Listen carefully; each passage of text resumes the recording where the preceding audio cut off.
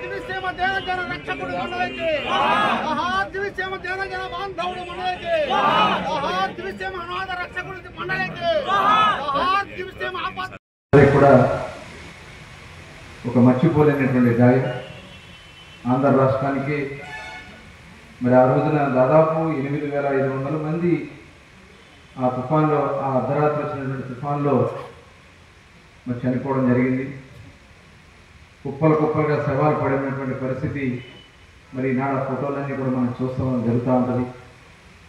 మరి ఆ సందర్భంలో సేవ చేసినటువంటి వ్యక్తి బండారు దత్తాత్రేయ గారు కూడా ఇక్కడ రావడం మనందరి యొక్క అదృష్టంగా భావిస్తూ, అలాగే మండల కృష్ణారావు గారు చేసినటువంటి సేవ, మరి ఆయన 100వ సంవత్సరం కూడా ఆయన జయంతిని జరుపుకుంటున్నాం ఈరోజు. మరి ఈ సందర్భంగా ఆ గత స్మృతులు, గత బాధలు అవన్నీ కూడా చూసినటువంటి సందర్భంలో దాదాపు 84 గ్రామాలు పూర్తిగా తుడిచిపెట్టుకుపోయాయి. దాదాపు 172 కోట్ల రూపాయలు ఆస్తి నష్టం ఆ రోజు వచ్చినటువంటి తుఫాన్లో జరిగింది. మరి దేవతలు తిరగాడినటువంటి ప్రాంతం దివిసీమ అంటే హంసదేవి గారి ఇక్కడ చాలా అద్భుతమైనటువంటి దేవాలయాలు ఉన్నాయి. మరి కొద్దిగా కోరుకుంటూ వైద్యశాల బృందం మొదట వచ్చింది.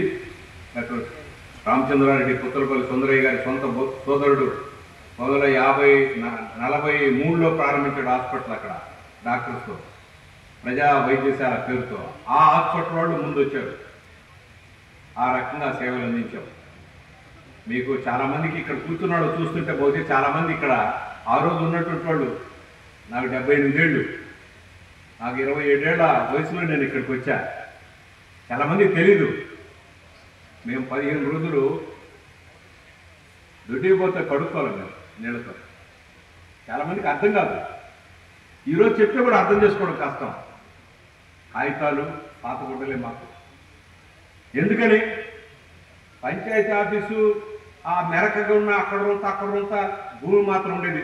దొడ్డి కూర్చునేదానికి కూడా ప్లేస్ ఉండేది కాదు. మెరక ఉండాలి కదా, ఎక్కడో నేల ఉండాలి కదా, అంతా నీళ్లే. ఎక్కడో కొంత గట్టులు ఉంటే ఆ గట్టుల దగ్గర తెలియదు.